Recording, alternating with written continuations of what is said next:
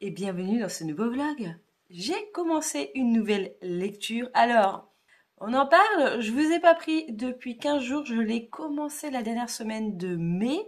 Après, je me suis pris une espèce d'angine de bip, c'est-à-dire qu'elle m'a attaqué juste la gorge. Je me suis retrouvée avec un mal de gorge, un écoulement nasal, là, vous savez, le petit écoulement à l'arrière qui va juste dans le cou, juste dans la gorge, et que t'as rien si tu te mouches. Voilà, j'ai passé une semaine et demie, je ne pouvais pas parler sans tousser. J'ai bouffé je sais pas combien de tonnes de miel, je me suis shooté la gueule au miel, rien n'y faisait. J'ai passé mon temps à tousser, j'ai galéré au boulot parce que je faisais chier tout le monde et puis voilà quoi. Bref, du coup bah j'ai pas pu vous prendre pour mon avis lecture de mon début de cette lecture. Et ben on va faire ça maintenant, hein. Je suis désolée. Euh, Ça va être un peu, bah maintenant je sais un peu ce qui se passe, donc ça va être un petit peu moins, comment dire, sur le vif du sujet. Voilà.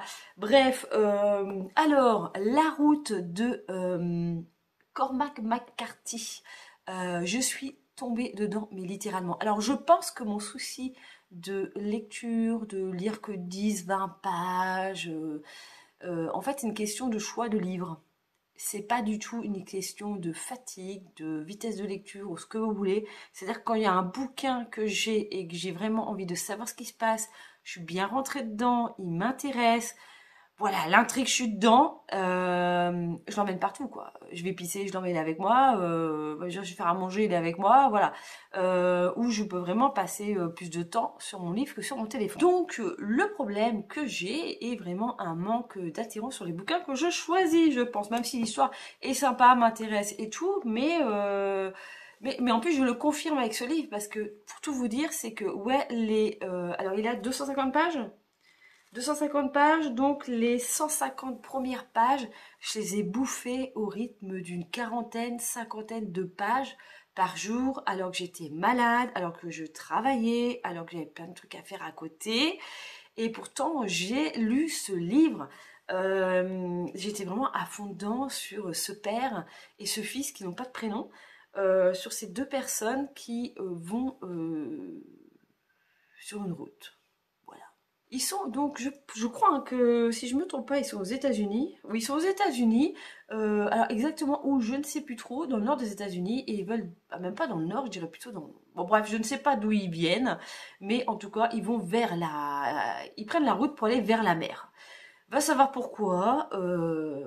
Bon, et c'est un peu l'apocalypse, on va dire qu'ils sont tout seuls au monde. Il reste très très peu d'êtres humains sur Terre. Tout a été pillé, dévasté depuis pas mal d'années. Et voilà, pour résumer, c'est un peu Walking Dead sans les zombies. En tout cas, bon, je pense pas que dans les 10 dernières pages, parce qu'il me reste 10 pages à lire de ce livre, je pense pas que dans les 10 dernières pages, il y a des zombies qui arrivent. Ça m'étonnerait. Mais voilà, c'est Walking Dead sans les zombies. Donc, ils vont aller de maison en maison. Voilà, essayer de choper des maisons isolées pour essayer de voir s'il reste pas des boîtes de conserve, des choses à manger, de l'eau, voilà. Et voilà. Voilà, le monde est dévasté, couvert de cendres et de cadavres. Alors je ne sais pas pourquoi il y a du feu en continu, ça crame en continu, il y a des forêts qui crament. Le reste, bah, c'est déjà cramé, donc c'est que des cendres. J'ai beaucoup aimé la première partie de ce roman où il est vraiment avec son fils. On sait vraiment très très peu de choses sur le pourquoi, du comment, et comme pour la Servante écarlate, c'est quelque chose qui m'énerve parce que j'aimerais bien savoir exactement si c'est un problème nucléaire, environnemental, j'en sais rien, moi, qui aurait pu se passer, une guerre civile qui a tué tout le monde. J'aurais bien aimé avoir les faits. Au début, je pense pas que je vais les avoir dans les 10 dernières pages. Et ouais, c'est ce qui m'a un petit peu dérangé, parce qu'on arrive directement dans un monde anéanti. Et voilà, et donc on suit deux personnages qui doivent suivre leur route, là, avec leur caddie, avec le peu d'affaires qu'ils ont, dans la misère, dans la recherche de nourriture. Voilà, et comme je vous dis, j'ai beaucoup aimé les premières pages. Et puis, pour ceux qui l'ont lu, ok, ils rencontrent bah, d'autres personnes, hein. Au bout d'un moment, c'est sûr que ils vont rencontrer d'autres personnes. Les premières personnes qu'ils rencontrent, bon, ok. Et puis il y a un moment, il rencontre un vieux et là, je sais pas, le gosse a commencé à avoir de l'empathie pour ce vieux, alors que le père n'en a pas du tout. Et là, je sais pas pourquoi, ça m'a à moitié stoppé dans ma lecture. C'est-à-dire qu'après, je l'ai laissé sur ma table de nuit. Je pouvais passer 5 jours sans le lire. Comme je vous dis, je l'ai commencé la dernière semaine de mai. Et puis, je vous ai pas dit lequel jour on était. On est le 10 juin. Donc, voilà. Donc, on va dire que là, je suis sur une 3e semaine avec ce livre. Alors que j'aurais pu le lire clairement en une semaine. Hein. J'étais partie pour le lire en une semaine. Mais je sais pas là, cette empathie, cette non-empathie m'a peut-être dérangée. Et puis c'est vrai que c'est lent, on connaît pas leur but à part aller au bord de la mer. Pourquoi? On n'en sait rien. Euh, ok, ils vont pas se poser quelque part pour essayer de faire leur petite vie tranquille dans un coin à l'abri de tout le monde. Non, je sais pas, ils ont un but comme ça d'aller chercher. On ne sait pas quoi. Ok, de la nourriture, mais à part ça. Ouais, j'ai pas, pour l'instant, j'ai pas trop. En plus, je vois que tout est dit dans la 4e de couverture, donc c'est génial. Chose que je ne vous dirai pas parce que justement, il tombe sur des personnages quand même, voilà, assez bizarres. Il tombe sur des choses extrêmement glauques, hein. Et c'est dommage que ce soit écrit sur la 4e de couve, putain. Et c'est dommage aussi de le dire avant que la personne ait lu le bouquin, hein, de le divulgacher, parce que je trouve que ça a une importance quand même dans le livre. Pour l'instant, ce qui m'a un petit peu dérangé, on va dire, c'est vrai que c'est assez lent, parce que c'est une marche sur une route, comme je dis, rencontre d'autres personnes, ça. Et puis, c'est un peu, alors, je veux dire, c'est un cercle vicieux, mais c'est toujours les mêmes faits. Ils vont prendre la route, ils vont choper une maison où ils vont essayer de trouver des trucs, ils repartent, ils vont choper. Voilà, c'est assez répétitif, c'est ce que je veux dire. Les événements sont quand même assez répétitifs, même s'il y a quand même des variantes, hein. Mais là, sincèrement, je me dis, il reste 10 pages et je sais pas trop où ça va nous mener. Voilà. Bref, ils essayent de rester en vie. J'ai beaucoup aimé. Ah, et un autre détail aussi qui m'a fait vachement bien avancer dans cette lecture, c'est qu'il n'y a pas de chapitre. Tout est coupé. Voilà, je vous mets un exemple. Tout est coupé comme ça. Donc là, vous avez un peu un dialogue. Et sinon, tout est coupé comme ça. Ce qui fait que moi, quand je lis, je me dis, ah non, je vais encore lire ça, je vais encore lire ça, je vais encore lire ça.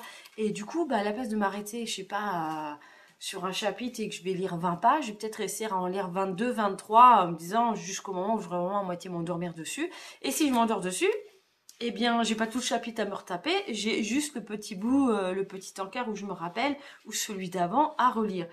J'ai trouvé ce découpage, voilà, vraiment comme ça. Il n'y a pas des grosses parties, quoi. J'ai trouvé ce découpage super sympa. Alors ça m'a dérangé un peu au début qu'il n'y ait pas de chapitre, et puis finalement ce découpage m'a permis, comme je vous dis, de lire beaucoup plus que prévu. Donc très bonne affaire. Je ne sais pas si c'est le seul auteur à faire ça, je ne sais pas s'il fait ça dans tous ses romans, mais ouais, le côté découpe comme ça m'a surprise et m'a bien surprise dans le bon sens du terme. Et j'en ai été ravie. Donc voilà, donc il me reste les 10 dernières pages à valider. Pour le challenge de Vox, alors celui-là il va rentrer dans la catégorie parfaitement imparfait, la dernière qui est juste ici, lire une œuvre dont le protagoniste est un anti-héros. J'ai toujours ma toux. J'ai lu de travers pour le livre d'avant, on m'a fait la remarque, on m'a pas fait la remarque quand j'ai fait ma palle. Alors j'ai pas re-regardé ma vidéo de palle pour voir si je m'étais réellement plantée quand j'ai fait ma palle. Sur À travers les arts, je vais lire une œuvre d'un auteur né la même année que toi. Ou alors j'ai pas trouvé et j'avais changé le truc, je sais plus. Parce que finalement, Lune froide sur Babylone de Michael McDowell est sorti en 80 et ça ne colle pas.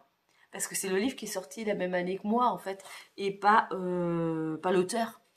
Donc bon, voilà. Mais Lune froide sur Babylone, je pense réussir à le mettre dans 4e dimension, une œuvre avec un voyage temporel ou une réalité alternative. Parce qu'en fait, comment il s'appelle? Le tueur dans Lune froide se retrouve dans un espèce de monde parallèle au moment où il y a les entités les personnes qu'il a tuées qui reviennent, qui viennent le hanter. Il se retrouve dans une espèce de réalité parallèle et c'est là que du coup il va se venger, essayer d'en découdre avec ses fantômes et c'est là qu'il fait des grosses boulettes quoi. On va dire ça comme ça et donc ouais c'est une réalité parallèle. Donc réalité alternative pour moi. Donc pour moi, je vais le mettre du coup dans cette catégorie-là. Voilà, hein, on va contourner le truc comme on peut parce que voilà, j'ai pas envie de mettre ce livre de côté, mais je suis vraiment mal barrée sur ce challenge, c'est un truc de fou cette année quoi. Bon, j'ai mis des grosses pavasses, mais même quand j'essaye de lire des trucs qui sont pas des grosses pavasses, il m'arrive toujours quelque chose. Donc bon. Qu'est-ce que c'est que ça? Oh mon dieu, ils vont refaire le bitume. Me revoilà. Non, mais j'ai les employés de la mairie qui sont en train de remettre du bitume, je sais pas comment t'appelles ça, du caillou bitume, juste devant ma bagnole. Parce qu'en fait, où je me gare, c'est pas vraiment un parking, c'est un bord de champ. Et le bitume, à force de descendre, il se pète, quoi. C'est bien s'ils font ça. Non, parce que j'étais en train de me dire, putain, ils s'arrêtent à ma boîte à livres pendant qu'ils sont en train de bosser, les mecs là. Je trouve ça bizarre. Oui, j'ai installé ma boîte à livres. Oui, j'ai la vidéo de la boîte à livres à faire. J'ai plein de rushs à coller. Alors, est-ce que ça va sortir avant ce vlog? Je n'en sais rien. Mais oui, j'ai mis en place ma boîte à livres. Est-ce que c'est un succès? On va dire oui pour l'instant, même si ça reste mitigé. Hein. Tout le monde n'est pas venu avec des cartons entiers de bouquins. J'ai eu le droit quand même à quelques personnes pas très sympathiques à embarquer. Alors j'ai quelqu'un qui m'a mis au moins 6 BD dans ma boîte à livres. Et le lendemain, elles étaient déjà toutes parties avec quelques autres bouquins. Alors, bon. Alors, les Agatha Christie dans les boîtes à livres, c'est bien, c'est que ça ne bouge pas. Ça ne part pas. Par contre, dès que tu mets d'autres trucs un peu plus récents, les gens, tac, ils y vont en direct. Hein. Bref, bon, bah, du coup, le sujet de ce livre, c'est bon. Qu'est-ce que j'ai fait d'autre? Bah oui, comme je vous dis, j'ai installé ma boîte à livres début juin. Qu'est-ce que je voulais vous raconter? C'est pas tellement de trucs. Ouais, j'ai mon chat qui a une passion pour monter et descendre les escaliers pendant que je filme. Qu'est-ce que je voulais vous dire? Eh bien, oui, j'ai été me balader le week-end dernier avec ma maman qui était en week-end pour la Pentecôte. Donc, on a été faire un petit musée. Je pense que je vais vous mettre ça juste après ce rush-ci. C'était sur le thème des îles, tous les enjeux économiques populaires. Mais tu vas te taire! Tu veux que je t'attrape? Le thème, c'était donc sur les îles, les enjeux économiques, la population, tout ça. C'était une expo à Plougastel d'Aoulas qui venait d'ouvrir. Elle a ouvert le vendredi, et donc le samedi dimanche c'était gratuit. En même temps, c'était à l'abbaye de Daoulas, donc j'ai pu refaire les jardins médicinaux avec toutes les plantes médicinales. Voilà. C'est un énorme jardin avec plein de plantes et leurs caractéristiques, tout ça super intéressant. Donc j'ai emmené ma maman là-bas et puis le dimanche on a fait ce qui est tout près de chez moi, c'est-à-dire le château de Trévarez qu'on avait fait il y a hyper longtemps. Alors on a calculé avec ma mère parce que je lui dis bah non c'est avant que j'arrive sur Quimper, c'est avant que je m'installe en Bretagne pour mes études. Donc c'est avant de 2002 qu'on était venu pendant ouais, un long week-end comme ça, venir visiter la région. Et c'est vrai que je dis non, c'est le seul moment qu'on a pu faire ce château parce que il n'y a pas eu d'autres moments où on a été tous ensemble à venir en vacances en Bretagne, quoi. Donc je dis non, non, 98, 99 qu'on avait fait le château de Trévarez. Donc ce château, là c'était ouvert. En fait, les jardins étaient ouverts. Alors malheureusement, les camélias, c'était plus trop la saison. Les rhododendrons, c'était pas encore trop commencé. Et puis les autres plantes, je sais plus trop quoi, on s'en foutait, hein, clairement. Donc on a été faire un petit tour dans ce jardin, voilà, pour se balader. Et on a vu que le château était ouvert. Du coup, ok. Et donc il y a 25 ans, parce que si on calcule, ça fait 25 ans qu'on y a été. Waouh! Eh bien, moi j'avais souvenir, je dis oui, mais le château n'est pas intéressant parce qu'il n'y a que le rez-de-chaussée, quoi. Ça a été, je dis oui, il y a une grande pièce où il y a une espèce de bibliothèque, voilà, avec un bureau, machin, je ne sais plus comment il s'appelle, le mec qui avait ce château-là. Et j'y bah l'autre pièce, oui, elle a été bombardée parce que ce château a été utilisé par les Allemands pour la Seconde Guerre. Et donc, je dis oui, l'autre partie a été complètement détruite. Ah, il reste tous les murs et en fait quand tu es dans la pièce tu vois jusqu'au plafond du château, c'est à dire que tu as tous les étages qui sont pétés quoi. Ils ont juste refait la toiture, ils ont laissé en l'état comme ça et tu as les quatre murs extérieurs. Bref, tu comprenez ce que je veux dire. J'ai dit non, j'ai souvenir qu'il n'y avait que ça quoi. J'ai dit, bon, on y va quoi. Ça, on dit, bon, on va le refaire, hein. Attention avec deux pièces ça va pas être long, hein. Ah ouais ouais, on rentre puis là je vois un panneau premier étage. Je dis comment ça il y a un premier étage? Et en fait, en 25 ans, en 2010, ils ont ouvert le premier étage. Et en 25 ans, ils ont réussi à refaire. Alors, refaire, si, parce qu'ils ont refait les planchers. Ils ont réussi, bah, du coup, à ouvrir pas mal de pièces. C'était hyper intéressant. Alors, c'était assez dénudé parce que la chambre, bah, ouais, ok, il y avait le cadre de lit, une ou deux tables de nuit, machin, mais il n'y avait que ça. Euh, mais les murs étaient refaits, c'est de l'art nouveau. Voilà, il y a une salle de bain, bon bah il y a que les murs, hein, et en fait c'était un endroit hyper moderne pour l'époque. Alors ce château, il a été fait, en tout cas le propriétaire, ce qu'on a vu nous, a été fait en 1906, 1908, un truc comme ça. Et le mec en fait, il avait donc une chaudière, alors ça devait être sûrement au charbon, un truc comme ça. Et il avait branché toute la canalisation dessus, comme j'ai un peu chez moi quand tu as un chauffage au fioul, une pompe à chaleur. Voilà, tous tes radiateurs sont reliés, tes radiateurs en fonte sont reliés à l'eau chaude, et puis voilà, ça fait chauffer, donc ça fait chauffer ta maison. Et ah bah le mec, il a fait ça dans son château, quoi. Et du coup, ils ont, bah, cette partie-là du château n'a pas été détruite, c'était juste qu'elle n'était pas elle n'était pas visitable parce que c'était pas dans des bonnes conditions, quoi, c'est dangereux. Et bah là, ce qui est visitable, t'as carrément la baignoire d'époque, il y a même un toilette d'époque. C'est hyper rare de voir dans un château les toilettes. J'étais ravie de voir des chiottes, voilà. Avec le lunette de toilette en bois, tout décoré, vraiment le truc début du siècle, quoi. Donc t'avais des baignoires, t'avais des bains, toutes les chambres pour ses invités avaient une salle de bain. L'autre, il a fait des suites parentales partout en 1900, quoi. Ouais, non, mais un truc de riche, quoi. Et voilà, et il y avait, ouais, il avait le chauffage centralisé et tout dans le château. J'ai dit, bah, tranquille, quoi. Voilà, voilà, donc du coup, on a fait cette petite visite, un petit peu les jardins, tout ça. Je vous ai fait un petit plan d'un bassin où il y a des statues en forme. Alors moi je dis c'est des crevettes, mais c'est pas des crevettes géantes, c'est pas des crevettes, c'est des homards ou quoi, il n'y avait pas de pain, ça. Franchement, je sais pas ce que c'est. Bon, bref, des bestioles crevettes géantes. Moi je préfère rester sur ma crevette géante, c'est beaucoup mieux quoi. Voilà. Ouais, j'ai pas fait beaucoup de plans parce que je trouvais pas ça spécialement intéressant. J'étais pas venue pour faire des plans quoi. Bah moi je vais vous laisser ici pour ce premier rush, hein. Et puis voilà, vous avez donc la visite au musée qui va suivre. Et puis je pense que je sais pas si j'ai mis les plans du château avant ou après. Voilà, voilà.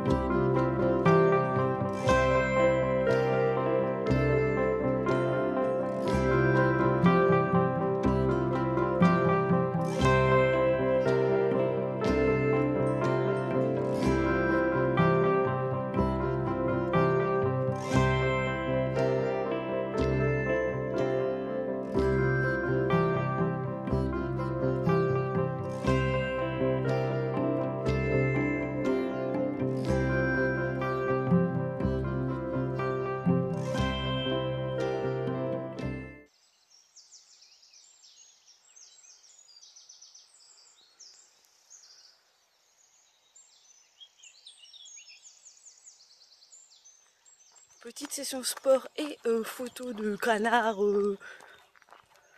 loutre, ragondin dans l'eau.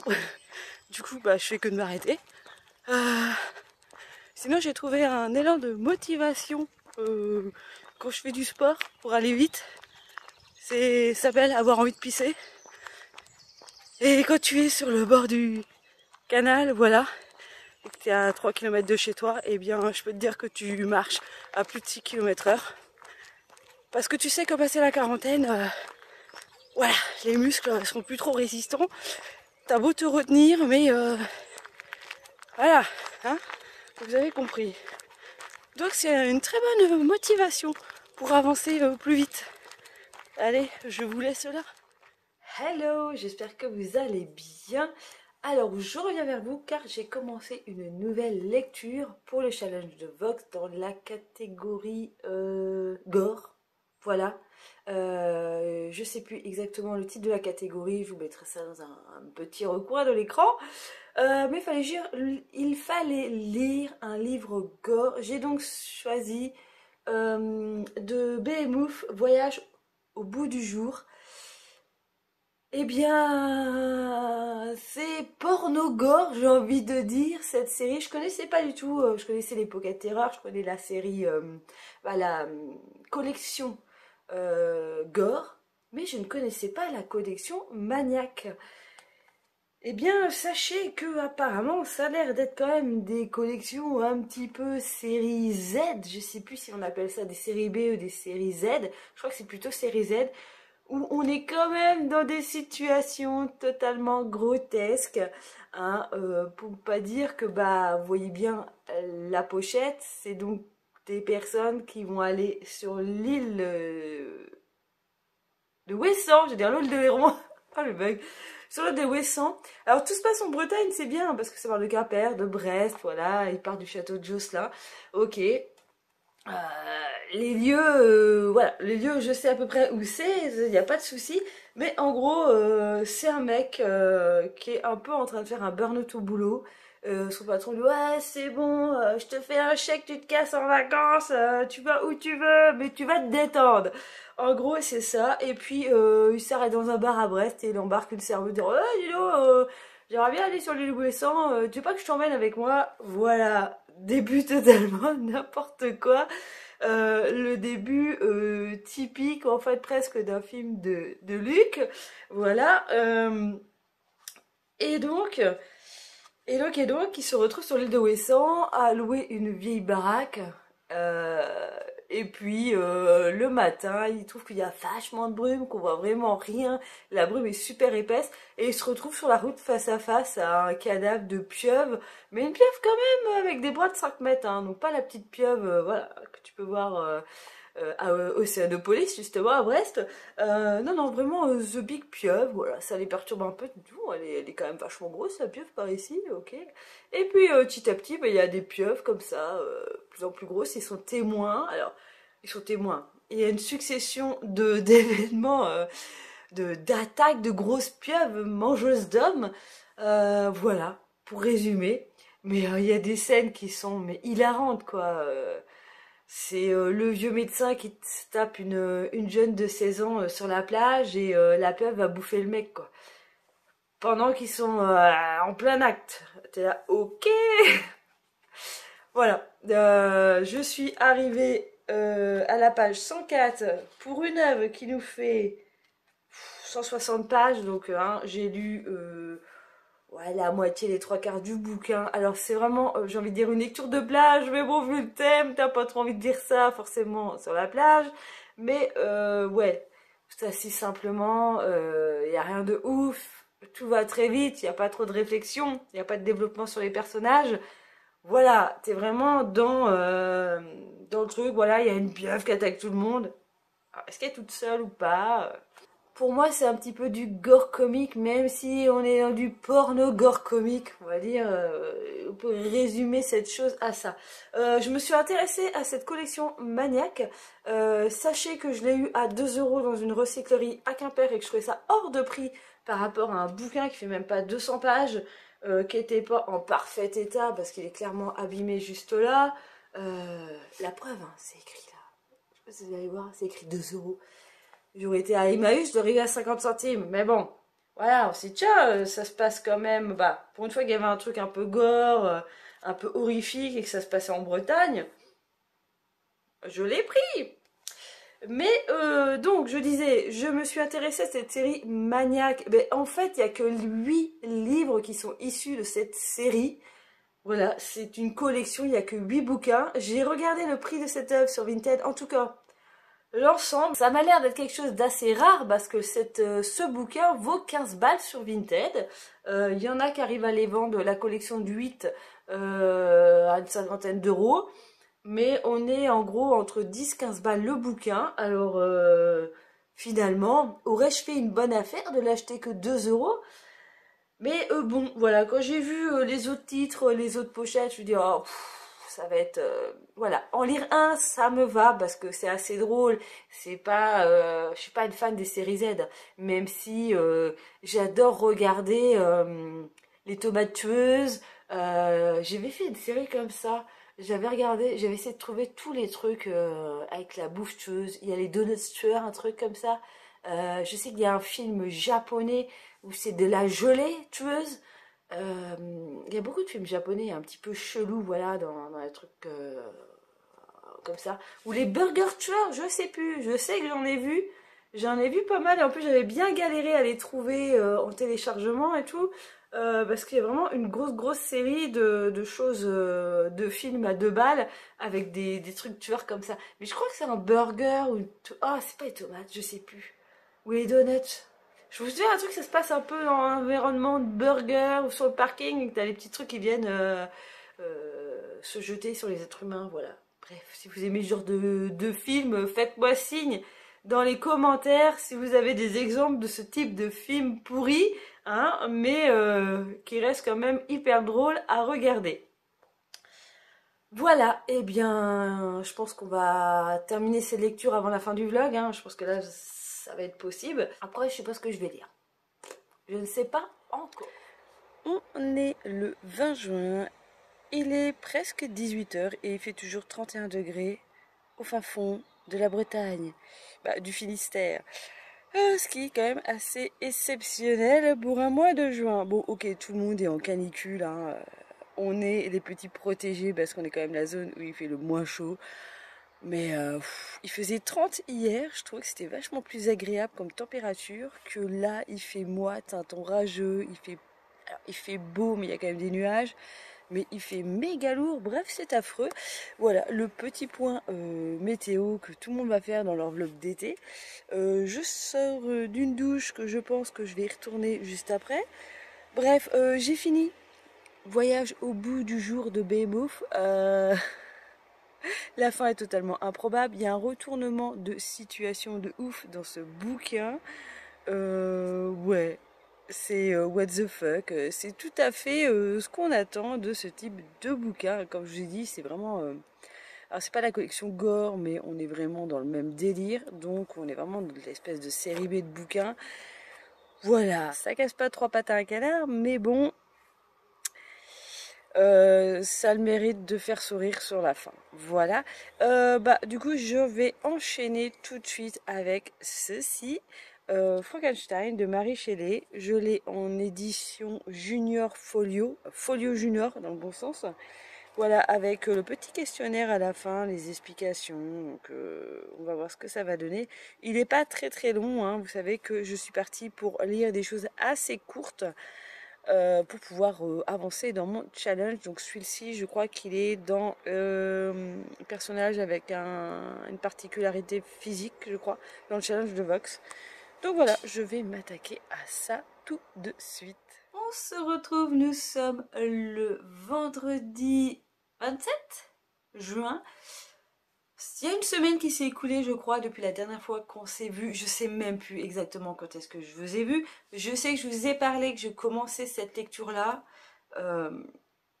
J'ai à peine commencé, je suis à la page 60.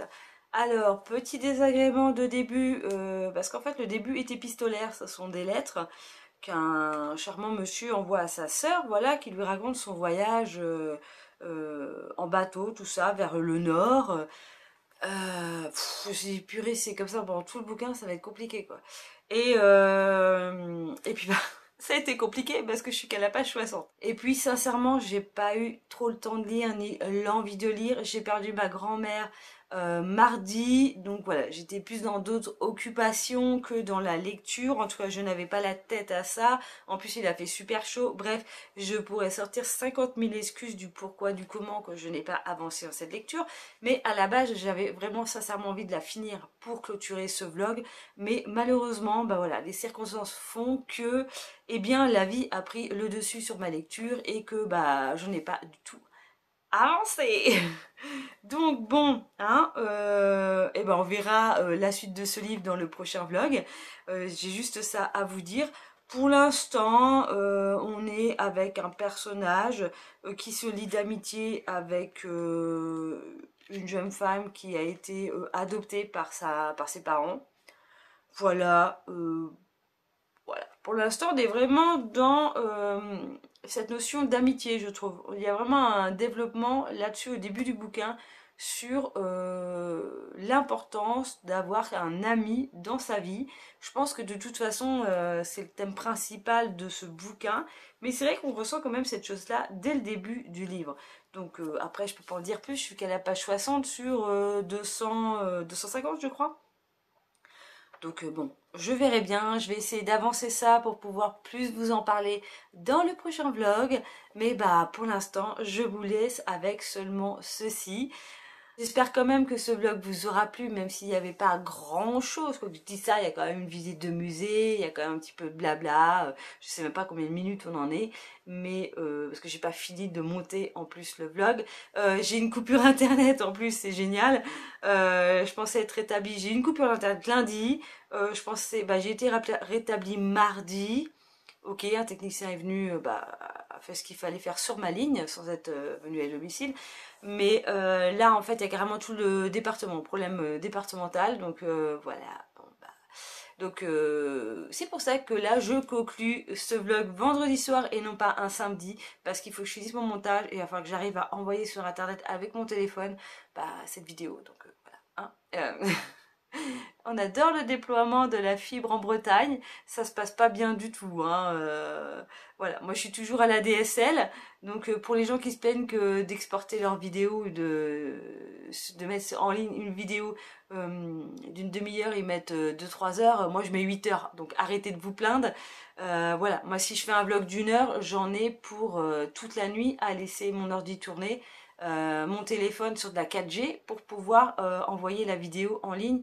Et pourtant, je suis pas en 2K au niveau de la qualité de la vidéo. Alors, vous imaginez même pas si je faisais des vidéos en 2K, ce serait une pure catastrophe. Bref, on attendra de retrouver la fibre un jour. Normalement pour l'année prochaine, pour 2026, voire 2027, on verra bien.